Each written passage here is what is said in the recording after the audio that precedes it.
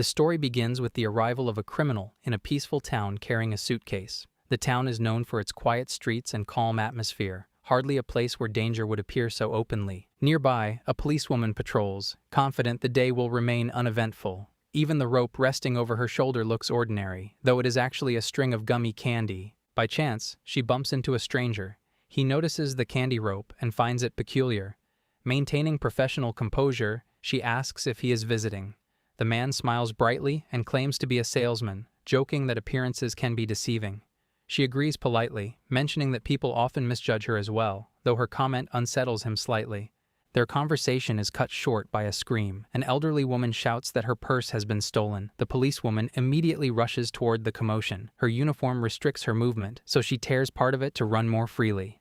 Unexpectedly, the stranger follows, unsure why he feels compelled to do so. She tackles the thief and retrieves the purse, returning it to its grateful owner. While scanning the ground, she notices a bullet and discreetly pockets it as evidence. The stranger lingers nearby. Turning to him, she calmly asks why the salesman is still there. She explains that even peaceful towns experience small crimes and prepares to leave.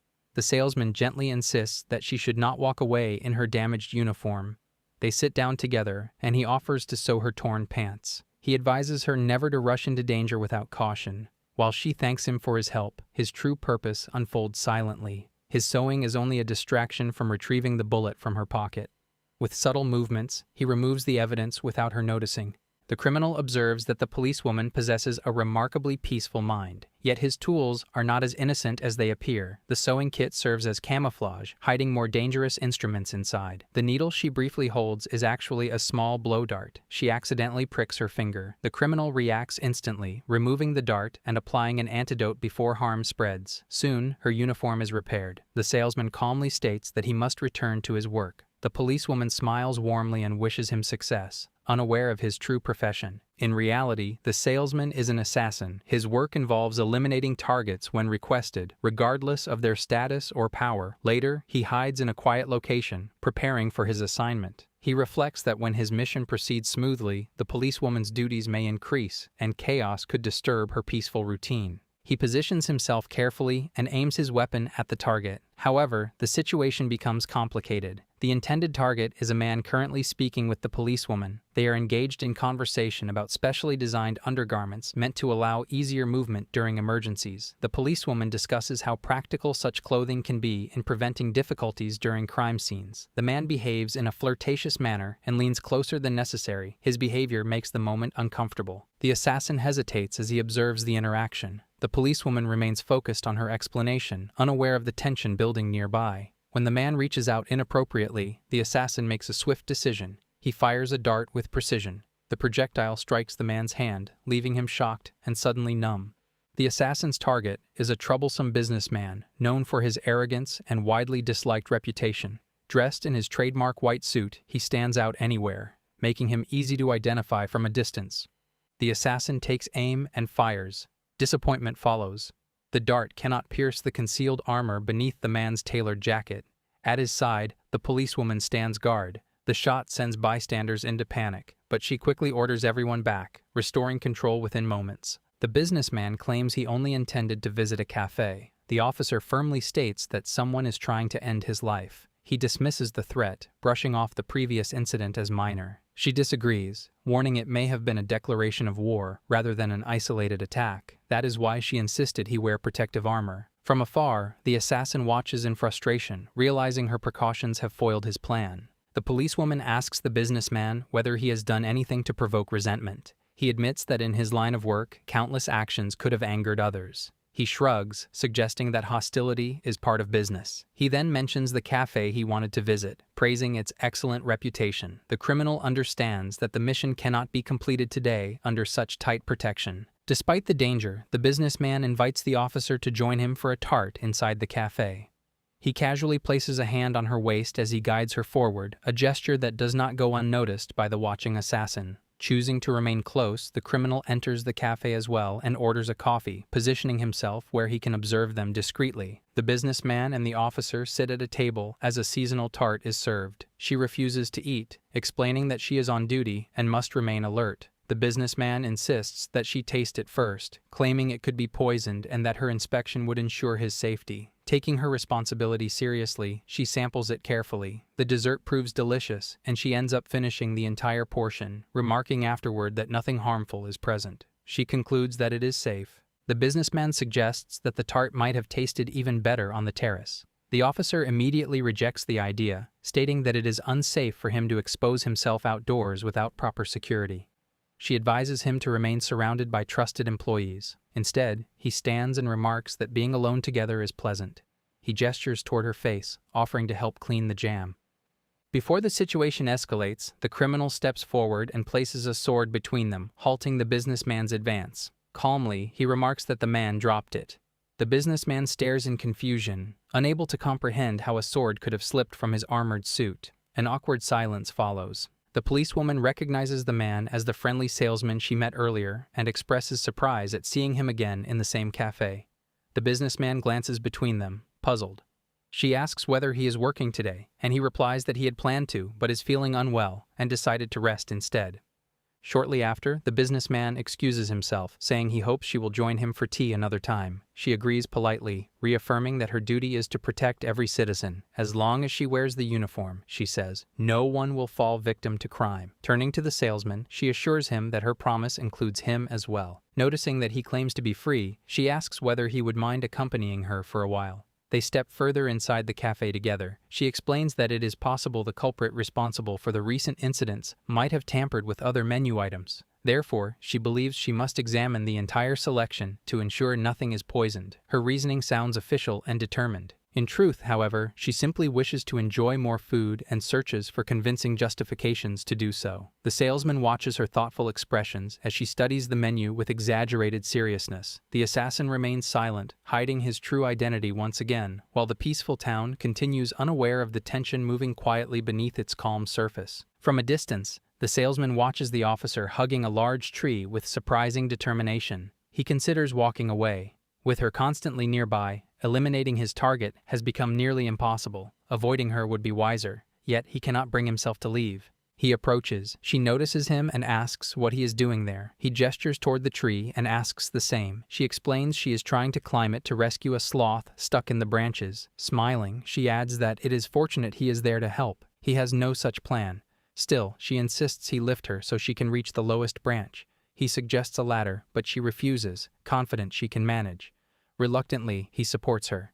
She stretches upward, slips against the bark, and struggles awkwardly before finally pulling herself onto a sturdy branch. Proudly, she announces she has reached the sloth and calls down for him to fetch a ladder so she can descend safely. He turns to go, but a sudden scream stops him. Spinning around, he sees her hanging upside down, tangled in branches, the sloth clinging tightly to her uniform. Without hesitation, he opens his suitcase of concealed weapons. Working swiftly, he assembles a crossbow and fires it into a strong branch to secure a line. Within seconds, he climbs up with practiced agility. A child standing nearby watches in astonishment. The salesman realizes he has been witnessed performing a feat that should have remained hidden. He hesitates briefly, aware of the risk. The policewoman, still shocked, stares at him as he frees her from the awkward position. He gently removes the sloth from her uniform and helps her sit upright on the branch. The sloth unexpectedly wraps its limbs around the salesman instead. The policewoman laughs lightly and observes that the animal seems fond of him. He immediately refuses the idea of keeping it as a pet. She responds that it is better to locate its rightful owner soon, as that would be safest for everyone involved. They eventually climb down carefully. The salesman sits quietly afterward, gazing over the peaceful town. He reflects on the absurdity of a full-grown officer being overpowered by a small animal. In his thoughts, the town feels almost too peaceful, filled with harmless chaos rather than true danger. She then asks about his own work and whether he might be running late. He calmly replies that he has already called it a day and that his work is finished for now. As the sloth is carried away safely, the unlikely pair remains seated for a moment longer. The assassin keeps his secrets hidden behind a composed expression, while the officer continues to believe she is simply spending time with an ordinary salesman in a town that feels untouched by darkness. The salesman approaches the businessman with a polite smile and a small case in hand. He presents a bottle of protein supplements and explains that taking 1 pill a day will significantly increase muscle strength. The businessman listens with mild interest and asks whether selling such products has always been his profession. The salesman replies smoothly that he deals in various goods depending on the season and demand. The businessman nods and admits that he has not been exercising lately, so perhaps a supplement would be beneficial. The salesman's smile deepens because his plan appears to be unfolding perfectly. The pills inside the bottle are secretly tampered with. If taken regularly, they could cause serious trouble for the businessman without raising suspicion. He agrees to give the product a try. However, to the salesman's surprise, the officer suddenly appears beside them. She expresses curiosity and says she would like to try one as well. The businessman looks at her with amusement and asks whether she is also interested in protein supplements. He remarks that strong muscles are essential for her job since she must chase criminals. With casual generosity, he suggests giving the supplements to her instead. The salesman quickly intervenes and discourages the idea. She raises an eyebrow and asks whether he is refusing to do business with her for some reason.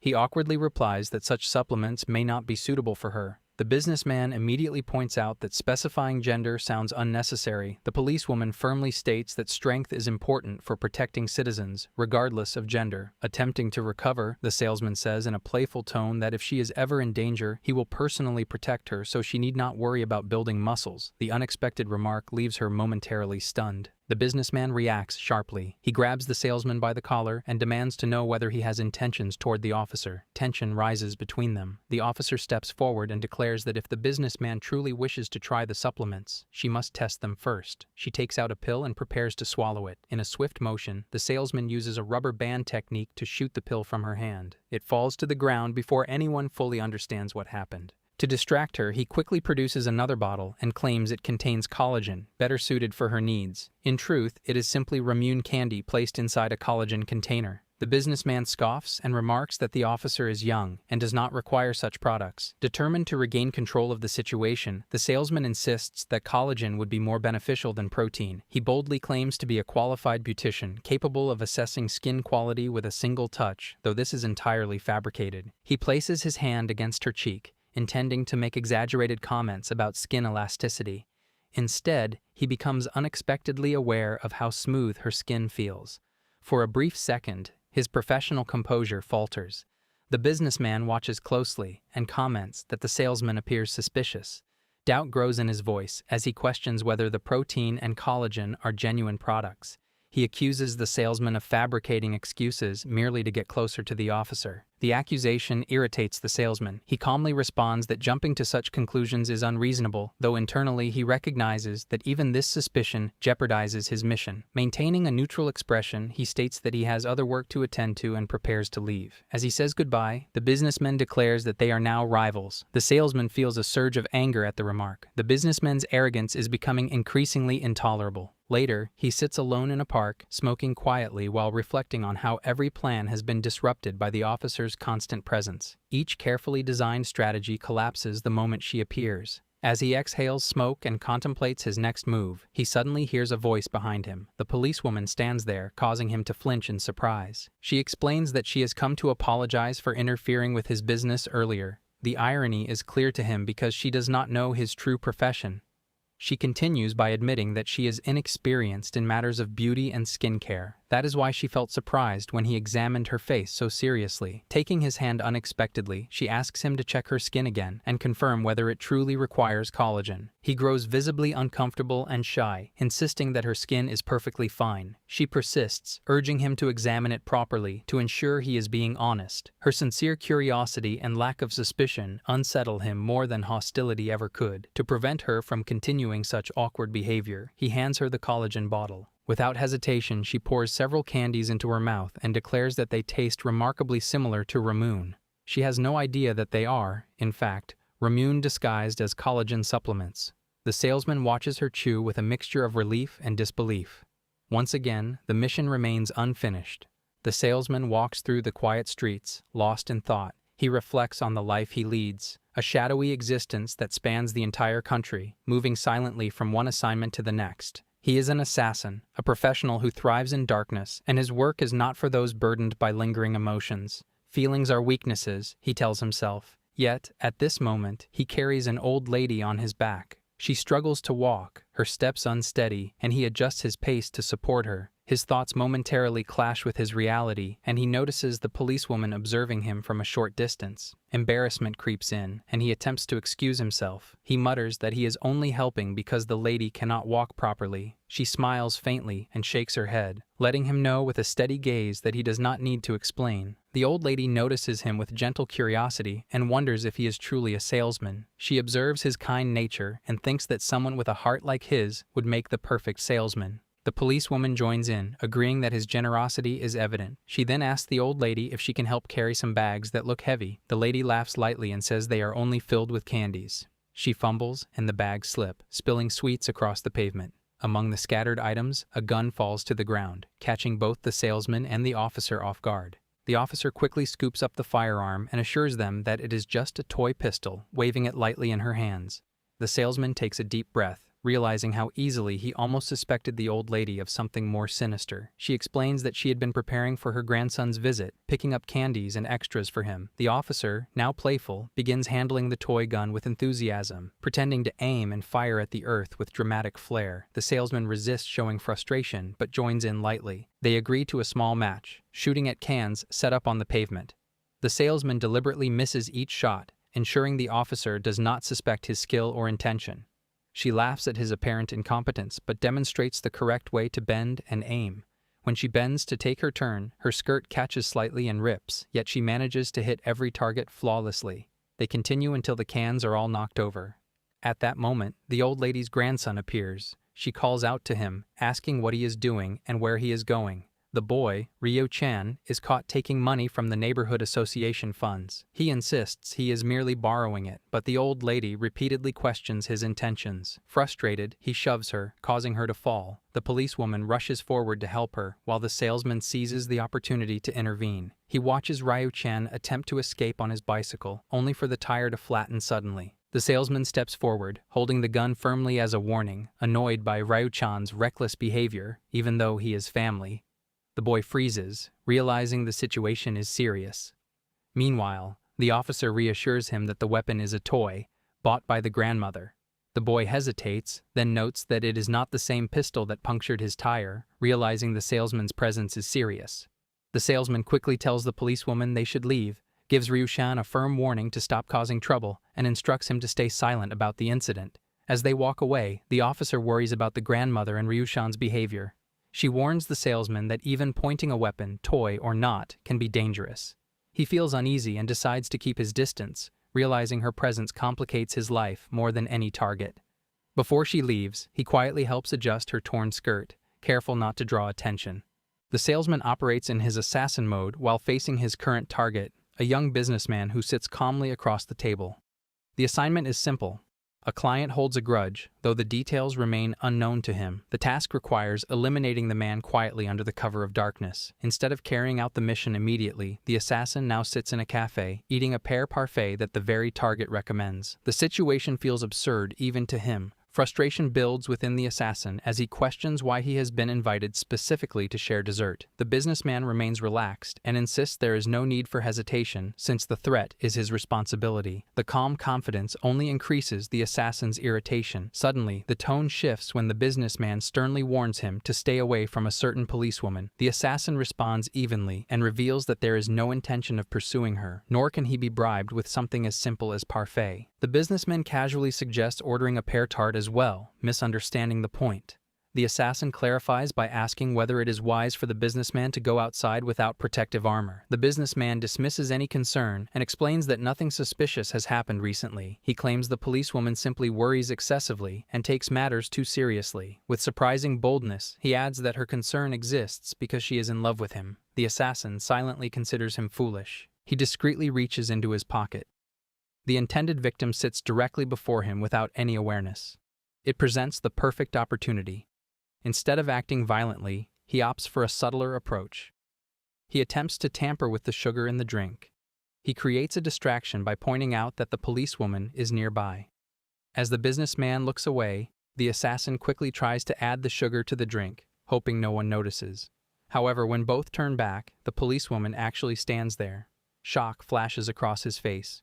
She asks what brings them together. The businessman attempts to explain that it is merely a private matter between men, As he speaks, he notices the assassin placing something into the coffee. Thinking quickly, he covers the moment by stating that she does not drink coffee with sugar. The assassin attempts to justify his action by claiming he simply wanted to improve the taste. Suspicion grows in the policewoman's eyes. She reaches for the cup, but the assassin reacts instantly and throws the coffee away. The businessman remains unaware of danger, yet the policewoman watches the assassin carefully without voicing her doubts. She expresses interest in tasting the parfait and politely asks if her presence interrupts them. The assassin welcomes her calmly. Soon, another cup of coffee arrives, while the policewoman and businessman focus on choosing additional items from the menu. The assassin recognizes another chance and moves to add poison once more. Before he succeeds, the policewoman suddenly pulls the tablecloth, causing the cups to shift and preventing his action. Her sharp gaze makes it clear that she is fully alert. He covers the moment by awkwardly complimenting her skill at adjusting table settings. The message between them becomes silent but unmistakable.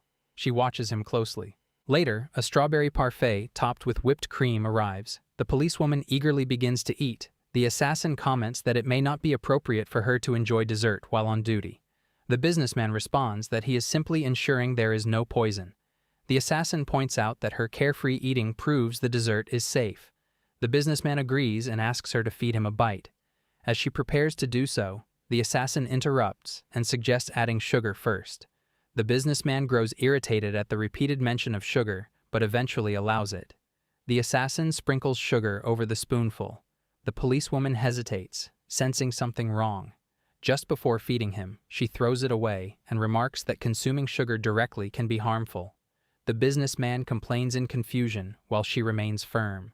A phone call interrupts the moment, and the businessman excuses himself. The assassin realizes that she clearly suspects him. To regain her trust, he takes a spoonful of the sugared tart and eats it himself without hesitation. She looks stunned by his boldness. This time, the sugar contains nothing harmful. He simply plays with her expectations, reversing their usual dynamic where she often unsettles him. As he prepares to leave, she calls out from behind. With playful seriousness, she comments that sharing the same spoon counts as an indirect kiss. The remark catches him off guard, and embarrassment colors his expression. He questions how she can say something so childish, yet she remains composed and reminds him that they have already shared a kiss before, clearly teasing him once again. The policewoman gives him an intense gaze and admits she never imagined he could be an assassin. The salesman studies her expression and wonders whether she truly didn't know. The tension between them quickly softens as it becomes clear that everything is only a rehearsal for a stage performance. She reminds him to maintain the same intensity and sharpness during the actual show. She compliments his skill, her voice full of approval. Even when she suddenly asks him to act on the spot, he performs so realistically that no one would guess he's just a salesman. He asks her calmly why she makes him wear cat ears if helping people is what matters. She responds patiently, she's playing a dog police officer, and he's a cat struggling through challenges. He quietly thinks that her playful act might be trying to change how he thinks, without directly telling him what to do. Their conversation stops when a commotion happens at the entrance. The manager tries to block someone from coming in, saying the area is restricted, but it's the businessman, pushing forward with a bouquet in hand. He says he came to meet the policewoman and bring flowers because he heard about her stage performance. His confident arrival interrupts the rehearsal. He soon notices the salesman wearing matching fur ears alongside the policewoman. Irritation flashes across his face as he questions their appearance and demands to know why they dress alike. The businessman quickly shifts from confusion to determination. He says he cannot let the salesman perform next to her on stage and insists that he join the performance himself. The policewoman tries to refuse, aiming to keep order, but the businessman argues that he has experience. He once played Rose in a drama club production and is familiar with scripts. Excited, he reviews the script with her to find a suitable role. That, in the play, she will protect him at all costs. She confidently declares that, in the play, she will protect him at all costs. Even though she speaks as her character, the salesman finds her words strangely personal, creating a subtle tension behind the playful scene. Soon, the teacher arrives with a group of children ready to watch. The stage comes alive as the businessman steps forward, waving and introducing himself as a humble, kind-hearted young businessman who cannot ignore anyone in trouble. He then introduces the struggling cat, played by the salesman, who looks down on his luck. The businessman, speaking with exaggerated concern, tells the cat that if he feels troubled, he should visit a church for guidance. The salesman responds politely that he is not depressed, but only lost, asking how to reach the animal station. Unhappy with his flat delivery, the businessman tells him to add more emotion, criticizing him as dull. The salesman shows a brief frown but adjusts, repeating the line with more feeling. Satisfied, the businessman resumes his role, promising to guide the lost cat to the regional animal station. From behind the stage props, the policewoman watches carefully. The salesman notices her gaze and remembers her earlier words. He dismisses the thought that she might believe he would actually harm anyone. Unknown to the audience, he carries a small candy disguised as a mild-acting prop meant to look like poison. Following the script, he offers the candy to the businessman and urges him to eat it. Before he can take it, the children shout warnings about taking candy from strangers, causing laughter and forcing the actors to improvise. In a dramatic twist, the salesman pulls a knife and places it against the businessman's neck. This is part of the script, but secretly, he had replaced the prop knife with a real one. The risk increases the tension, though the audience remains unaware. Before the scene escalates, the policewoman jumps forward and kicks the knife from his hand with precise timing. The audience cheers, thinking it is part of the choreography. She theatrically scolds him, saying she caught him attempting harm. A staged fight follows, full of dramatic gestures that thrill the children. The salesman protests loudly that this chaos isn't in the script. Meanwhile, the policewoman shouts that the children almost ate the dropped candy, then seizes the salesman as the culprit and asks if punishment changes his heart. He gives an ambiguous reply, deepening her theatrical anger. The performance ends with applause. The children leave, excitedly talking about the scenes. Backstage, the actors remove props. The policewoman checks the knife and sees it's harmless. The salesman had discreetly switched it back without anyone noticing. Relief replaces suspicion. The businessman, enthusiastic, says he would happily play the victim again in another performance. The salesman jokingly replies that even if he misses out on a role next time, he may have to play the victim in real life one day. Both the businessman and the policewoman laugh.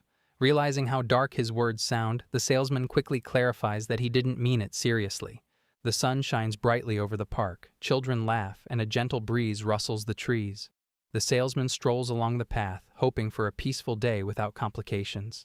He allows himself to imagine a quiet afternoon of rest. That calm is interrupted when he bumps into the policewoman. She greets him with her usual bright smile, holding a piece of clothing, and cheerfully declares it a happy Sunday. Surprised, he glances at what she carries and shyly asks why she has it with her. She explains casually that she removed it after it got wet while playing with the children. Curious, he questions why she carries it openly, but she responds without embarrassment, saying it was simply the easiest way to handle the situation. He suggests letting it dry under a tree, and she places it carefully in the shade. Laughing at herself, she admits that managing these small surprises can be tricky and resolves to stay composed no matter what happens. With renewed determination, her cheerful energy returns. A child soon runs toward her, asking for help retrieving a ball stuck in a tree. Without hesitation, she prepares to climb. Before she can move, the salesman steps forward and insists on handling it himself. He quickly retrieves the ball, preventing her from straining herself unnecessarily. Another child approaches, requesting guidance on performing a handstand. Once again, the policewoman shows readiness to demonstrate, but the salesman intervenes, suggesting he handle the children so she can rest. While he entertains the children, she quietly walks back to check if her clothing has dried. To her surprise, it is gone. Looking upward, she notices a crow flying away with it in its beak. Panic flashes across her face as she runs after the bird. The salesman intercepts her, claiming he will handle the situation. He initially considers a single precise action, but seeing her sharp stare, he adjusts his approach. He startles the crow by shouting and waving his arms. When that fails, he discreetly pulls out a small tool and aims carefully. A quick shot startles the crow, causing it to release the item, which lands safely on the roof of a nearby building. She narrows her eyes suspiciously and questions why he carries such equipment. He casually replies that sometimes unexpected circumstances arise in his line of work. He begins climbing the building skillfully. Just as he reaches for the item, a stray cat suddenly snatches it and darts across the rooftop. Without hesitation, he chases the cat, leaping carefully between sections of the structure. The chase continues until the cat nears the edge of the street, almost in front of an approaching truck. The traffic light turns red just in time. He lunges forward, catching the cat safely and recovering the missing item. Relief spreads across his face as he raises it triumphantly. However, the people standing nearby stare at him in confusion, misinterpreting the scene. He slowly lowers his hand and sits down, feeling unexpectedly embarrassed as whispers spread among the bystanders. The policewoman approaches calmly and assures him that misunderstandings fade with time. She thanks him sincerely for going through such trouble on her behalf, yet her tone shifts slightly as she adds that if he ever becomes her enemy, circumstances would not remain so light-hearted. The statement leaves him puzzled, unsure whether she speaks seriously or teasingly. As laughter fills the air once more, he reflects on her words, wondering whether there is more behind her smile than meets the eye. The sunny afternoon continues peacefully, yet his mind remains alert. The flower viewing festival fills the park with color and laughter. Cherry blossoms drift gently through the air while families and friends gather beneath the trees. In the middle of the cheerful atmosphere, a group of boys surrounds a young girl and pressures her to drink with them, making her uncomfortable. Their teasing grows louder, making her visibly uncomfortable. The policewoman quickly notices the situation. She steps forward with firm composure and tells the boys to leave the girl alone, reminding them that flower viewing is meant to be enjoyable for everyone. Instead of backing away, the boys smirk and shift their attention toward her. They boldly suggest that she should join them for a drink instead, claiming they want to see how a policewoman behaves when drunk. One of them even grabs her wrist playfully, crossing a clear boundary. Nearby, the salesman wanders through the festival grounds, hoping for a peaceful day. Chaos, however, seems to follow him wherever he goes. He spots the commotion from a distance and quietly observes. As an assassin, he understands the importance of remaining calm and inconspicuous in public. Drawing attention would only create unnecessary risk. Still, his patience thins when one of the boys touches the policewoman inappropriately. He steps forward with controlled intensity and warns the boy to walk away if he values his safety. His voice carries a quiet threat that freezes the group. The policewoman quickly intervenes, urging him not to harm anyone. She diffuses the tension with authority, and the boys retreat reluctantly. As they walk away from the scene, she remarks that he becomes frightening when anger takes over. He responds lightly that his appearance alone often intimidates others, so nothing about it feels surprising. She calmly states that she knows he is kind at heart despite his harsh exterior. Before he can respond properly, her attention shifts to another disturbance nearby, where two men begin fighting. She rushes forward to separate them and firmly orders them to stop. Standing behind her, the salesman subtly reveals a weapon, just enough for the fighters to notice. The men instantly back down. The policewoman assumes her words resolve the conflict and believes they feel remorseful for their actions. Despite the festive mood, she continues working diligently throughout the day. When asked if it feels exhausting to work during a celebration, she answers that watching citizens enjoy peaceful lives brings her comfort rather than fatigue. The salesman pauses at her response. He admits that he is working as well, which explains his presence at the festival. To lighten the mood, he pulls out a Sakura-themed accessory and suggests it would suit the party atmosphere. He explains how it works, demonstrating that with a gentle pull, a small cherry blossom decoration pops out. He assures her that wearing it would make anyone stand out beautifully among the crowd. The Sakura wig appears harmless, designed to bloom with artificial cherry blossoms when a hidden string is pulled. In reality, the mechanism conceals a far darker function. The delicate threads are wired to release a fatal electric shock. In the chaos of a lively party, such a sudden collapse would seem like an accident. The policewoman studies the wig with curiosity and places it gently on her head, amused by its playful design. The salesman stiffens and immediately tells her she cannot wear it. She insists on trying it properly, unaware of the danger resting above her hair. His voice sharpens as he explains that it is only a display item for sale. At that moment, the businessman approaches, slightly unsteady from alcohol. His mood is cheerful and loud as he admires the wig's appearance, declaring it perfect for parties. Without hesitation, he announces that he will purchase 100 pieces and gift them all to the policewoman so she can dance endlessly while wearing them. Amusement. The salesman quickly stops him, ready to pull it for amusement. Before tension rises further, an officer rushes toward the policewoman and informs her that a group of intoxicated guests has started fighting nearby. Duty calls her away instantly, leaving the two men alone. The salesman observes the opportunity forming before him. The businessman stands vulnerable and drunk, barely balanced. Earlier, all plans for the day seemed ruined, yet fate suddenly offered another chance. He quietly retrieves a small syringe filled with a harmless, slow-acting sedative. As he prepares, a thought interrupts him. Ending the mission with style feels tempting after enduring constant teasing and humiliation.